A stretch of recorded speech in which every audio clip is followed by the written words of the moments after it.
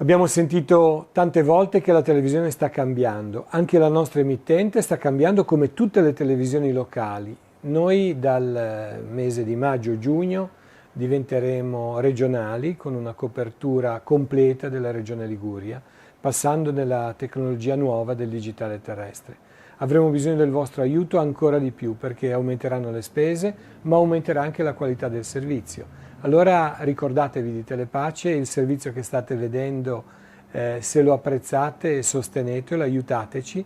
Avremo 3 canali su tutto il territorio ligure e potremo offrire l'informazione, gli spazi di preghiera, di approfondimento, di cultura, di intrattenimento che voi ben conoscete e che sappiamo tanti di voi apprezzano.